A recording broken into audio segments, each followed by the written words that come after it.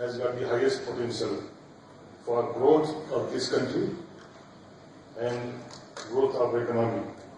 But it has got serious impact on local, regional as well as national and global issue also. The world community has very serious concern about all these things. The global mandate today is giving highest priority for conservation of environment. Therefore, your sector faces the greatest challenge too. And we will discuss in this presentation only a few of these. I hope this will provide you some insight to handle the present as well as future by taking the historical note of the past. We are living in an age where nature is expressing its inability to take any additional load of human civilization. Therefore, it is important to regulate our activities so that the limits of the nature are not crossed to a level where catastrophe takes place and the ecosystem fails. I would just like to ask a small question from all of you. How many of you are aware about the climate change problem? Can those who are aware raise hands? Okay, quite a few. Are you aware that there is going to be an emergency meeting in New York, a summit, to discuss about the problem which is going to be very soon taking place in the climate change? Anybody? Not many. Yeah, okay. Thanks, one person is there. See, whatever the laws which we face today, we feel that सरकार इतना कानून बना दिया, हम factory कैसे लगाएंगे? Everybody who are comfortable with Hindi also, if I sometimes speak in Hindi. Anybody having some limitation about not talking in Hindi, so please let me know. I will be equally comfortable with English also.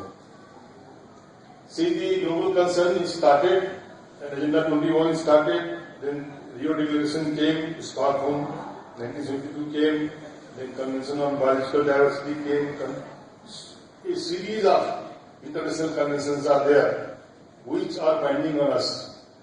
So, as an individual, as an entrepreneur, we cannot isolate ourselves from the responsibility which our nation has committed to the global community. The climate change issue is actually coming forth from Kyoto Protocol, in which the development mechanism was started.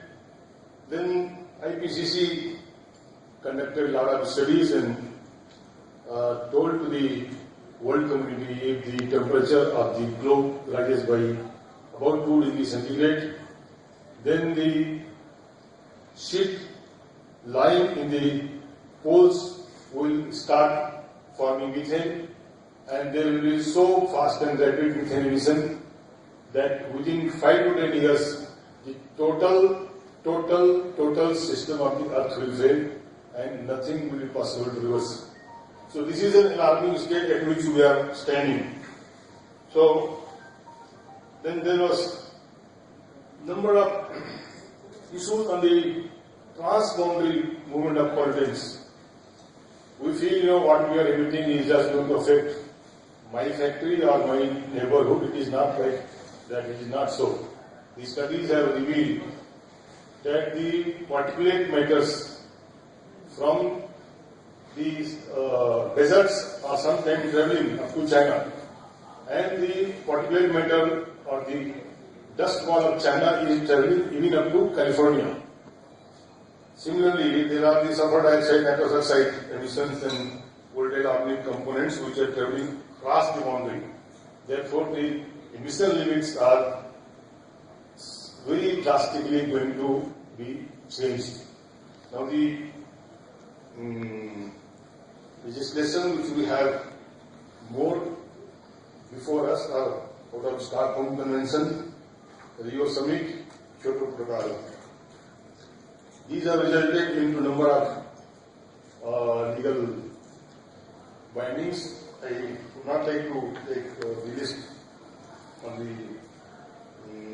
reading out. I think you are all aware: Water Act, Air Act, Environment Protection Act, Noise Pollution Rule, Water Cess, and a lot more is there. MSW and all these things. I think everybody is aware. See, the challenges arising out of this, is to be kept in mind because, as I told you, if our country has to take a larger portion of the global economy into our account, steel is the only or the most promising sector where we can actually take our reasonable share. As it was presented by Mr. Padi that China is today the most leading country in the world, which is producing around 800 million tons of steel, and we have designed our country to reach to about 250 million tons. So we want to grow by 3 times. So with the present capacity of the steel, which is located mostly near to the towns like Raipur, Bhilai, Durg, Raigad. Anybody from Raigad? They are the people from Jindal Steel and Power.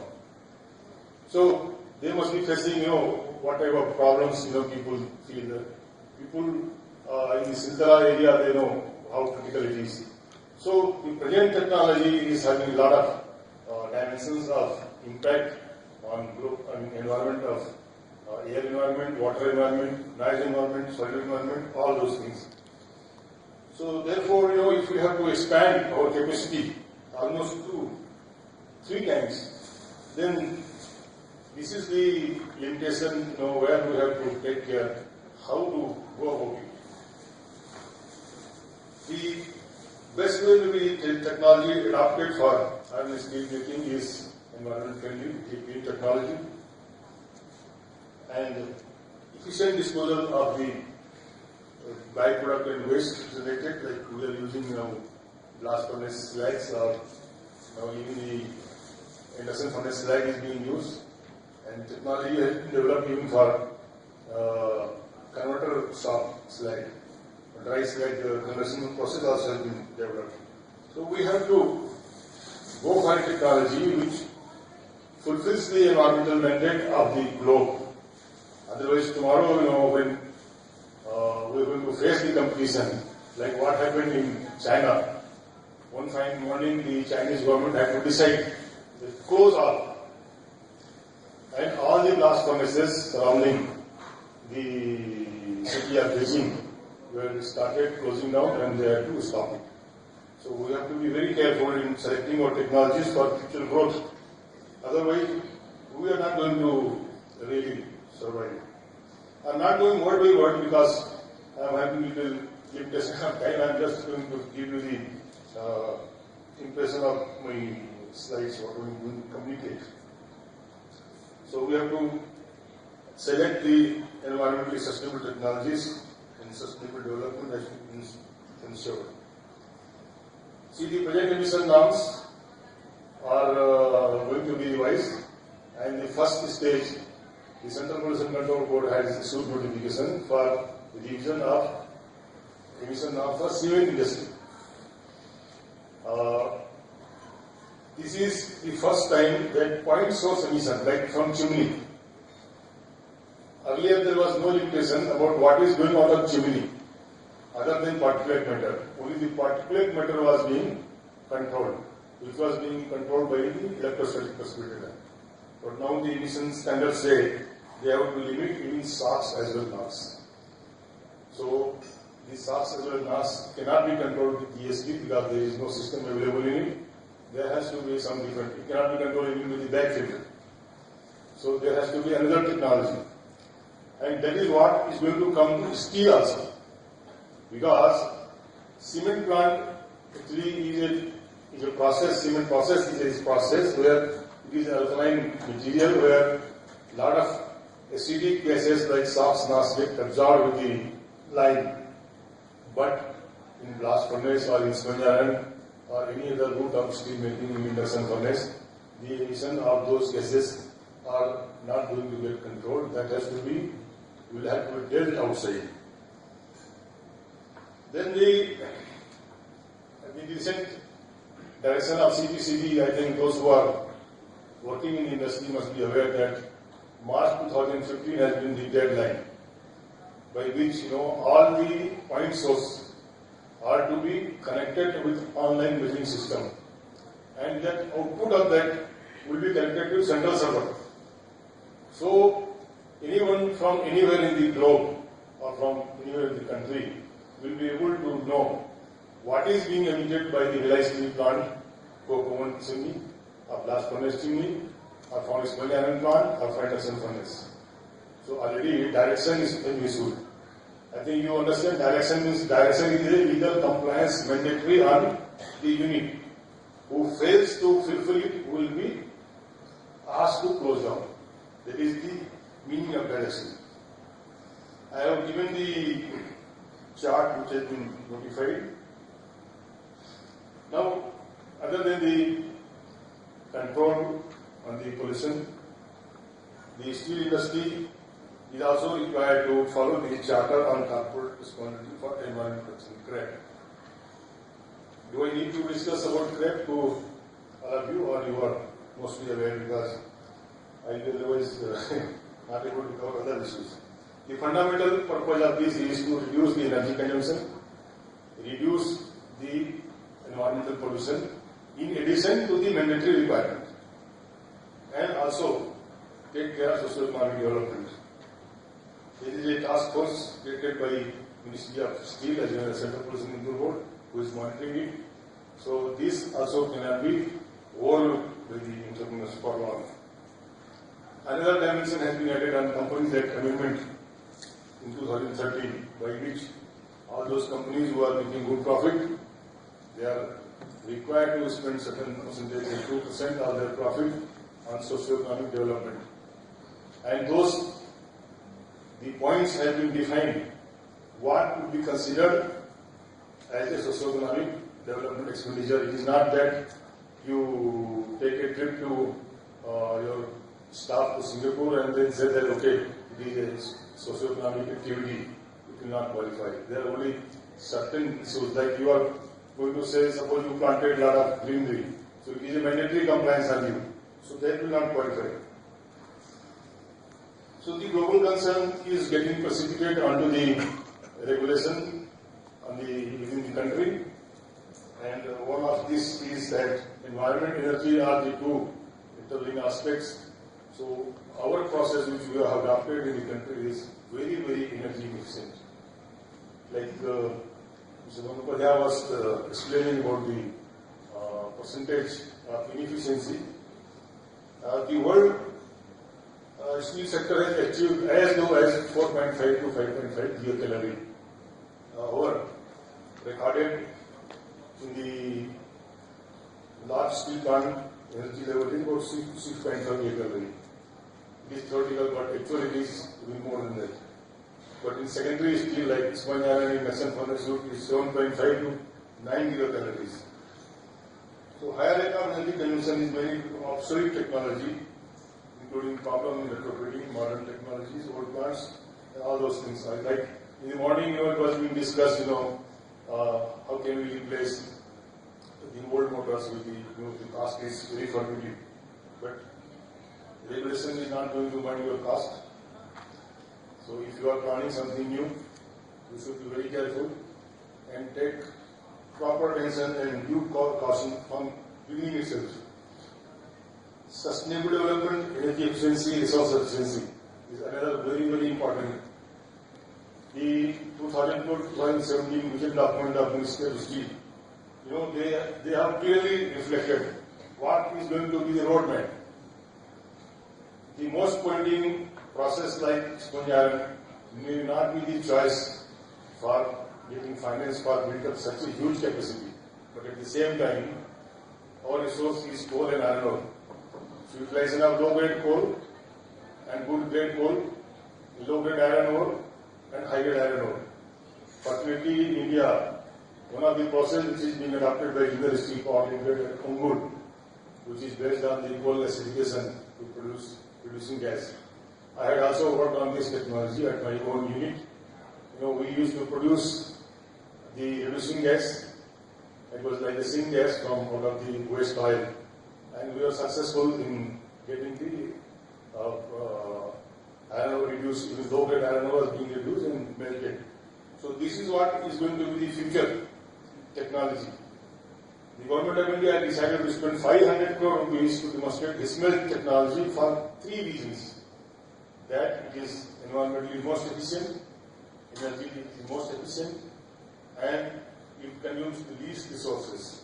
So these are 3 top objectives which the global community has to fulfill.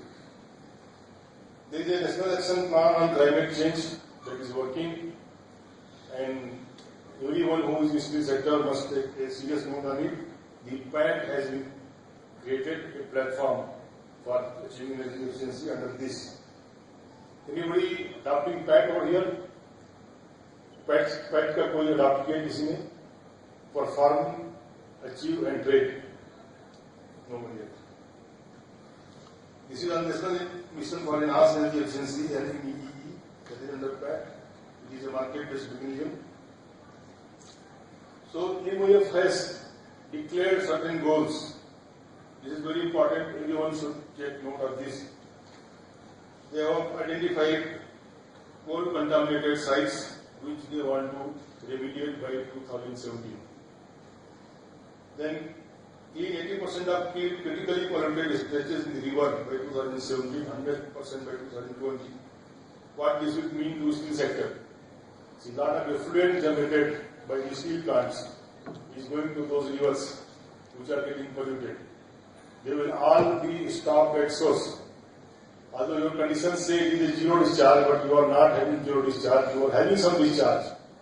But as I told you, that Central Pollution Control Board has issued a notification in which not only the point source emission to the air, but whatever effluent is being generated and flown out of the premises will have to be monitored online for all those parameters and linked to the central server. So this is a very important aspect. Then the national environment quality standards in urban areas are to be met by 2017. Are you all aware about the national environmental quality? Anyone aware?